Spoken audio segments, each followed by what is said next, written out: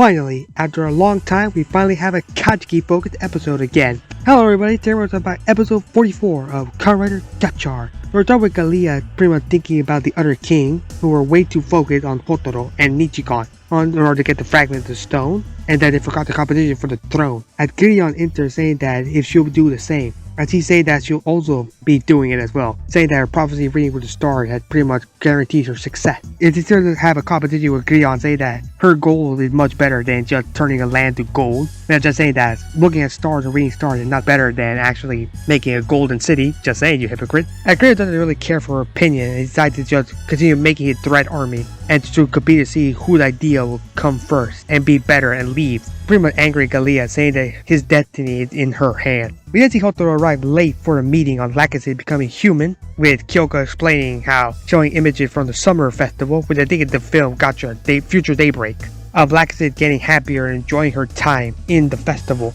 as he's getting a new emotion, joy. I hope they'll actually start focusing on Kajiki being sad in the last photo, as Kyoka pretty much wants Fuga's help in actually making some tissue problem for a human, as he pretty much knows a lot about forbidden alchemy, and I told Rine to go fetch some material to help. I'm just wondering where Fuga is in all this, because we haven't seen him in a while. Once again, Fuga becoming the more useless character. Hopefully the movie will come out to actually give him some validity in order to become Kamen Rider to win, but I digress. Hopefully we see more of him. Please let us see more of Fuga. But no about that. We see Rina carrying a book as he stopped by Clotho in her little armor form and decided to actually fight her as she wants Lachesis back. As Rina transformed to fight her over Lachesis wanting Clotho to return back to normal. As Galia pretty much interrupts their fight, which is pretty good because Rina was pretty much getting decimated by Clotho. As he's gonna go ahead and grant Clotho her wish, it disappeared with her. As Rina takes the book back, leaves as Otropo pretty much watches on. We then go back to the gang and talk about Lachesis having memory of her own model, because interestingly we actually see that she actually has human essence inside of her, saying that she is modeled after somebody, and that these memories can actually help in making her human, as they need to reverse engineer the little erased memory to make her remember something with alchemy. I hope they'll just start focusing on the photos a lot more and not really pay attention. I'm here to explain how memories are not really erased, they're just rewritten. I hope to just cuts them off thinking about how Kajiki is happy in the beginning and then sad in the last photo. Decide to go find him to figure out what's going on. And everyone pretty much thinking that it just is in nature to act like that. Everyone just thinks it's just in his nature to just help his friend. I like it to think about what this whole topic of nature is about. Speaking of, we see Clotho and Galia as she said that seeking power is her nature, as she wants Lachesis back as well. Toba watches on behind a corner as Galia doesn't really think that mere power will help her in this situation, and just resets her / frees her. She actually removed the abyssal gear, which makes me wonder if she still has it, because that is interesting and makes her more powerful than Gigas. I'm just wondering if she actually did remove her power or she's just hiding it, but it's a little weird to think that she just freed her of her burden. It did allow Clotho to follow her in order for her wish to come true, and that her wish will be granted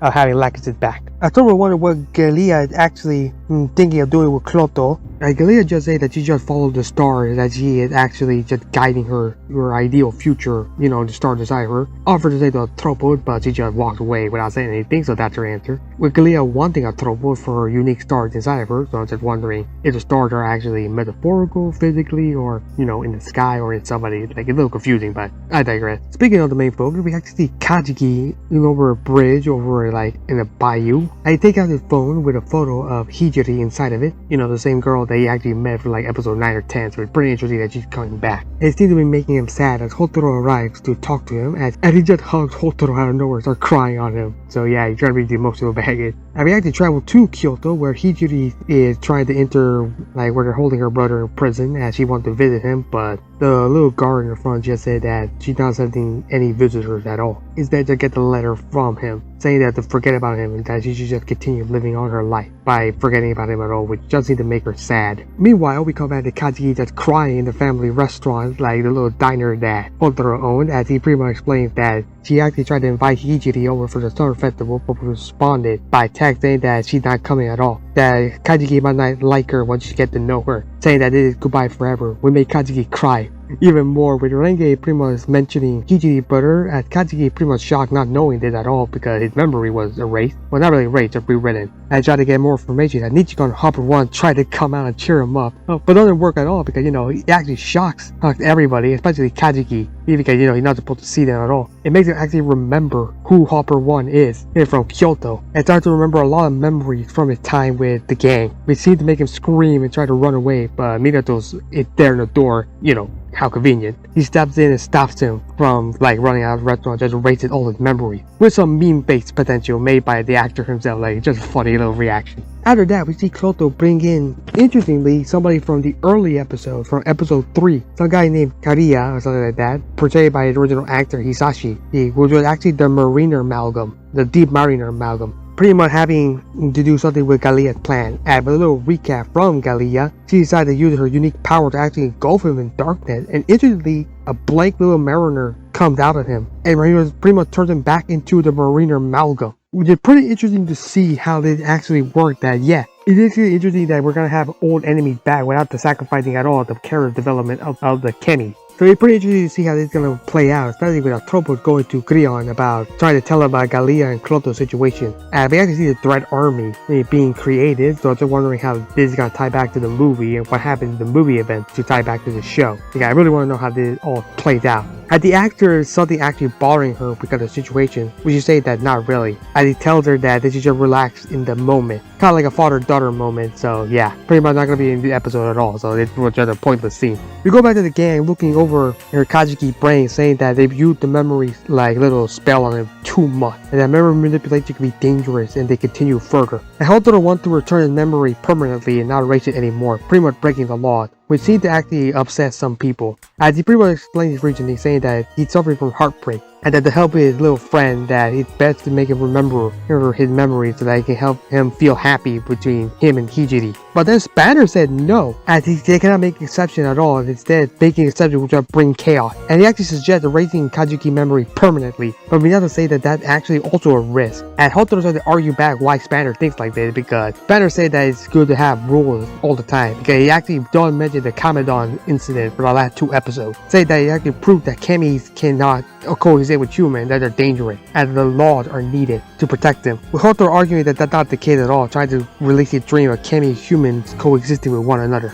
But Banner said that he actually is not going to change his mind and just leaves to go help Kyoka with the whole Lachesis situation. And Minato actually say that both of them actually have good point, and it actually is a complicated situation, as they actually get an emergency. And we see Hiji reading her book from the one that actually made her actually interact with Kajiki in the both from before her memory loss and then after. And we see flashback to how her life had been. And as her co-worker actually showed a message from the internet talking about rumors of an employee having an arsonist as a sibling, which did cause her to actually decide to resign from her job in order to not cause trouble. Yeah, things are not going well for Hiji at all. She decided to just want to throw away the book. But before she does that, she actually had the memory start to flow in of Kajiki telling her to not give up on her little joy and not forget her memory, and that their book is actually important. As it felt like she's forgetting something, it's actually shocked that Kajiki actually said it, tried to remember something, which she seemed to remember something because she actually is shocked. Speaking of, we see Hotaro and Rina actually find the amalgam for actually drowning women in a park or playground. They're actually shocked to see the Deep Mariner amalgam back.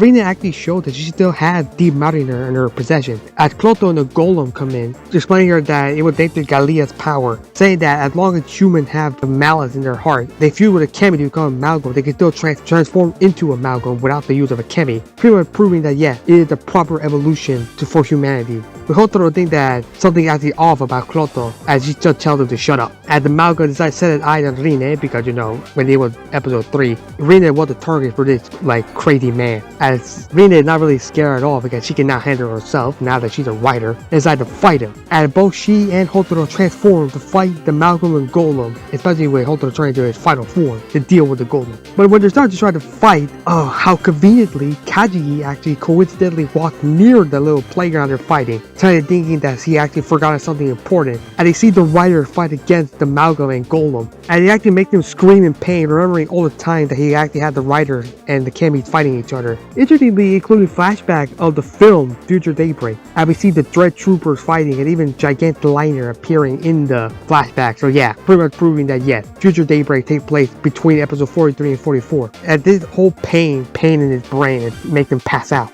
Hotaro tried to get him out of there before he's attacked, but then the amalgam actually just trapped him in the water. But Rina decided to give him Deep Moderator to him and use it Rainbow Breath in order to use Deep Moderator and Venom Dome to become another Gotchard brother. We did that little mushroom little thing that we saw for like episode like 4 or 5. I think the Gotchard brother giving him the power to also breathe underwater to help him fight against the amalgam in a really funny looking CGI battle under the water with Sky the Limit playing in the background. Where I'd like to see them actually fight against one another in a submarine fight with like missiles launching and all that. And it's pretty funny, but it looked out of place, but I digress. He drives the amalgam outside of the water, making him crash into the golem in a pretty nice little tag team fight. He allows both him and Rina to perform their rider kick for him to attack the golem and Rina to attack the amalgam. Really cool double rider kick to defeat both the amalgam and the golem. But it's pretty cool to see that Rina was the one to defeat the amalgam, because she was the one being effective from the episode 3 when he was debuted. So yeah, it's actually pretty cathartic that she should be the one to defeat him, not Hotaro. It's pretty nice little revenge by Rine. And pretty much freeing the Galia and the hostages, the little women hostages, that they all run off. Clotho says it's only the beginning of the terror to come and leaves as Minato arrives to try to erase Kajiki memory. Hotaro asks if he's actually going to do that and try to find a way to stop him. Meanwhile, we see Kyoka preparing for a little experiment on Lachesis with like seeing some sort of device that's going to be placed on her head, as we see it in the model. And she actually asked Lachesis if something's bothering her. Something is bothering her. As she said that she's afraid with everything going on, that with everything she's done, maybe her model human that she's based on wasn't a good person. I mean, why else would you explain like all this? And maybe thinking that she shouldn't be human, as Spanner walked in saying that she's on it to herself, like to a fault. Thinking that that's actually something to be respected. And it's up to her to decide did she want to do the experiment or not. Pretty much showing more shipping fuel for anybody who ships Spanner and Lachesis together. So yeah, you guys have more shipping fuel, and yeah, I do agree they should be together. I'm just kidding, or maybe they should. I don't know, let's wait for them to be human. Kajiki wakes up in the alchemy base as Hotaro explains everything to him about the rider and the Kemi. And speaking of Kemi, they all appear to him in CGI form. Not all of them, just UFO X and Nijigon, Hopper 1, Sabanito, to name a few. It realized he's not dreaming, just happy to see that he's not crazy at all. More memories start to affect him as he actually remembers the whole episode 9 and 10 incident, Hiji and her brother, saying that yeah, he saved her, and in turn saved her brother. And Hotaro explained how that is actually why Hiji left them, as he also forgot. Speaking of, Minato enters saying that there another criminal escaped from Clotho, and everybody thinking probably was Hiji's brother, but no, it was actually Kyochi, who was actually also from episode 9, which was actually the jungle amalgam, who is actually once again played by the original actor from that episode, Takamitsu Fukuuchi. I pretty much butchered that name, I'm so sorry. Who actually escaped and now is out and actually worried that he might be the next guy to become amalgam. Speaking of Hiji, Kajiki gets a text from her saying that she apologized for the other day and actually had traveled from Kyoto to their city to find him and that they can talk. As Kajiki decided to go out to find her, but Minato warns him that she was also amalgam and Galia and Clotho might be after her. As the whole gang go to the meetup place, which seemed to be some sort of square, and they all try to separate and split up to find her before Clotho does. Everybody tried their best, but they can't find her, but Kajiki actually does and actually finds Hiji. But before they can actually hug and interact, Kyochi actually comes behind her and actually takes her hostage with a knife to her throat, saying that he has orders to capture her and then transform into the jungle amalgam. Again with a little decolored Temi, showing that yeah, he was also gotten by Galia. As Hiji passes out, as Rin and Hotaro come in transforming, it's interesting Hotaro transforms to their fire form,